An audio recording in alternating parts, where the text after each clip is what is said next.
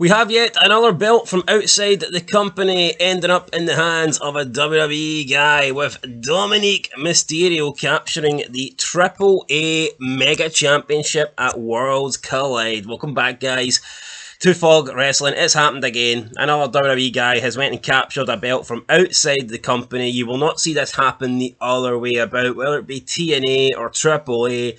WWE guys are coming in, winning their belts, holding their belts hostage, whereas the people from TNA and Triple A, they can't even get a sniff of a WWE title. Why are these companies selling out? Why are these companies prostituting themselves for WWE?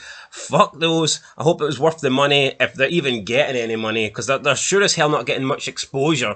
TNA has not got better since the partnership with WWE. Triple A hasn't got better since the partnership with WWE. Wrestling is dead. I could almost understand it if these companies were partnering up with WWE during the Attitude Era, and I get it, TNA wasn't around back then, but at least if you're watching Raw and Raw's getting like over 10 million viewers, it makes sense to partner with Raw. You're like, holy shit, yes, let's send a few of our guys onto Raw.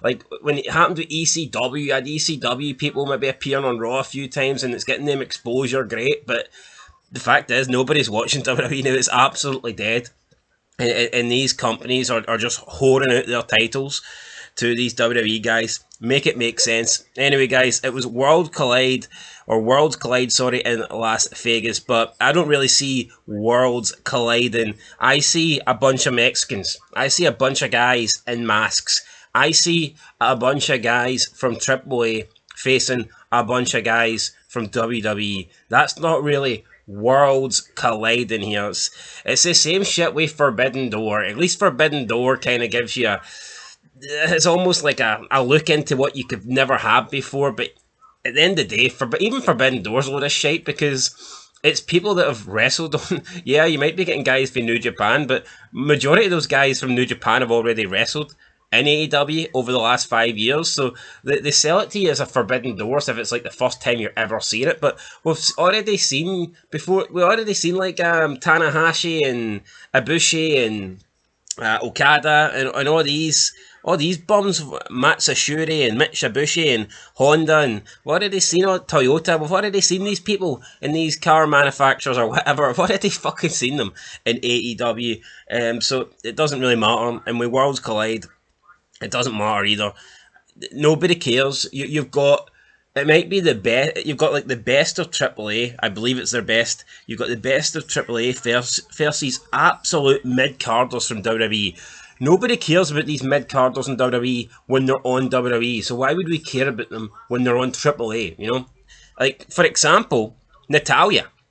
We don't give a fuck about Natalya when she's facing, like, a top female from WWE. So why would we care about Natalya when she's facing a nobody from AAA? You know, it does not make any sense. It's garbage. Anyway, Dominik Mysterio defeated El Hijo Fel Finkinko for the singles Triple A Mega Championship, which is their world title. So, congratulations to Dominik. I like Dominik.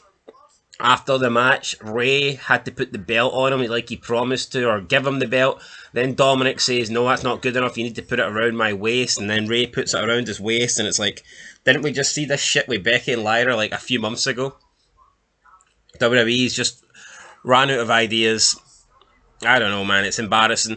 Listen, I think we could get another Dominik Rey Mysterio match. I do. I know we got that one at WrestleMania, and I liked it. I thought the Dominik entrance was really good when he came at the back of the police van. That was good, but maybe we need another Dominik Rey Mysterio match, because I do think that match could have been better, and I do think that Dominik has improved in the ring a lot since then. So, I mean, I'd all be for it. I don't know, Dominik and Ray having another match. Maybe they could do it for this worthless AAA Mega Championship. Who knows? But that's Dominik Mysterio now, a double champion. He's a AAA Mega Champion, and he's the Intercontinental Champion. So, aye.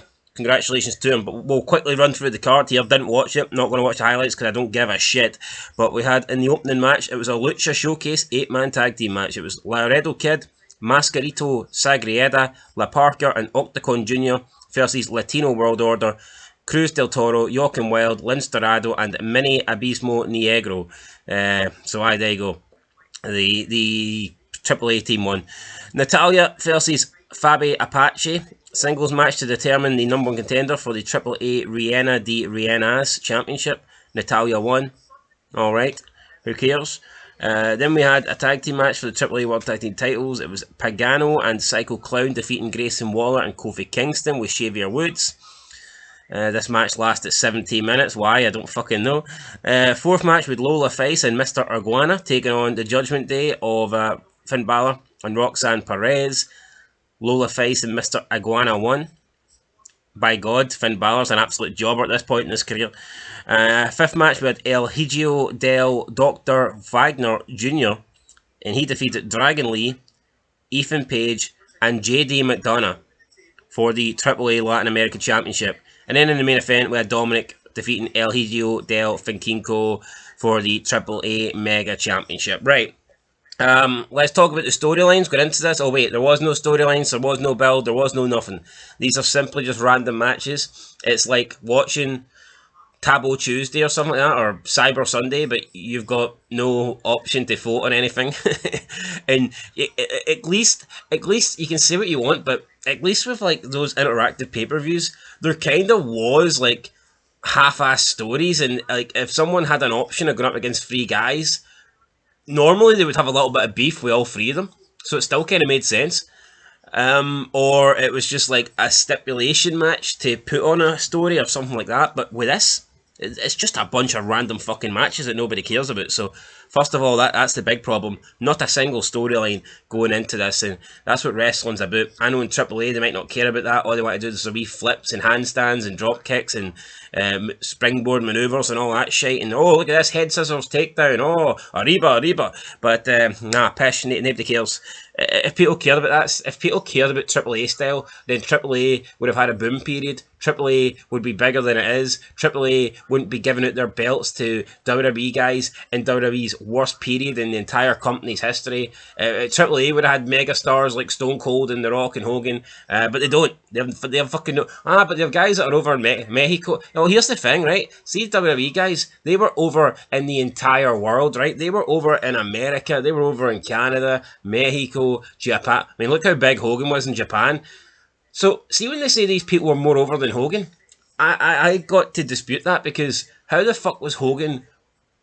He was like over worldwide, whereas these people that are supposedly massively over in Japan or massively over in Mexico, why are they only over in their respective countries? Why has nobody heard of them? Like, oh, Hogan's not better than some guy for Japan. Well, how come America? Inoki Inoki is bigger than Hogan. Well, how come nobody talks about Inoki in America or Canada or the UK or Germany? How many times did fucking Inoki come to those countries and sell it? None. It's garbage. Yeah, the AEW, AAA, sorry, and New Japan, they might have guys that are relatively over for domestic level, but in terms of worldwide, none of them's done shit.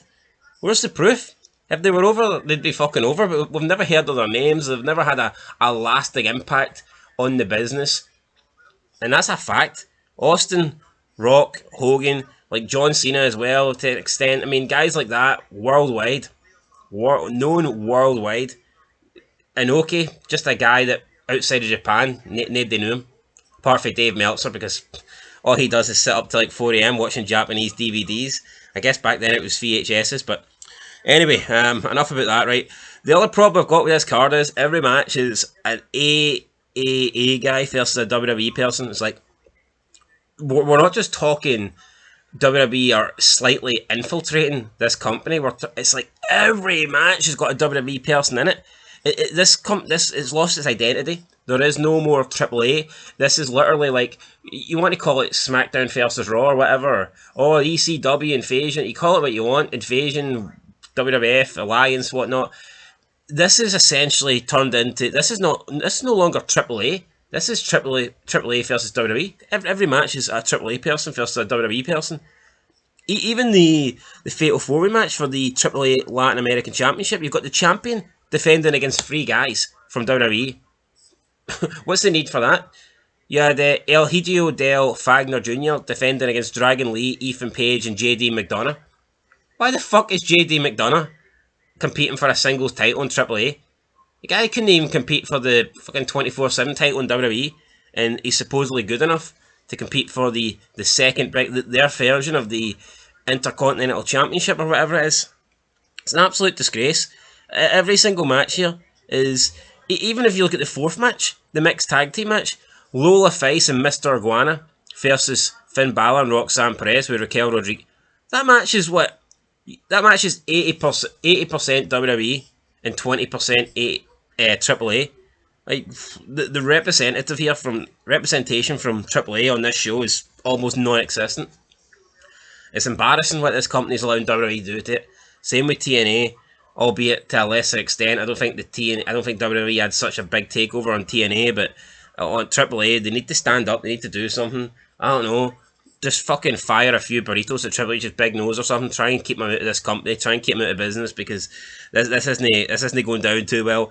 I'm not going to sit here and pretend I'd care about AAA if this wasn't happening, but just because I'm talking about it doesn't mean I care about it. It's shite. I don't know what AAA was like before this takeover, but I don't think it could have been worse than this. I doubt it. Anyway, that's it, guys. Could sit here and ramble for a long time, but Dominik's your new AAA Mega Champion. I just don't understand why this company is allowing WWE to complete this like massive takeover. It makes no sense to me, but are they profiting from it? Are they making money from it? Are they doing the best business that they've ever done? Are they creating new stars? Are they selling a shitload of merch? Are they getting more exposure? Are they ever going to get people over on WWE television? I don't know. Maybe they'll give like the odd person an appearance on NXT, but nobody gives a fuck about NXT. You get maybe 650 people watching it, 650,000 people watching it every week. It's not a lot, and yeah, I just don't think this is working. I don't know what it's leading to. Yeah, I think it's garbage. I think wrestling's garbage. I think WWE's garbage. I think it's all fucking shite, to be honest with you, and that's where we're going to end it. Right here, right now, guys. Early morning ramble video about AAA, and I mean, I like Dominik, but I just don't see the point of him having 2 belts, doing capturing another belt for AAA. It just doesn't make any sense to me. Who knows? Maybe Rey Mysterio will win it. Maybe he'll have a wee stint in AAA. Don't really know. Don't really care. See you in the next one. Peace.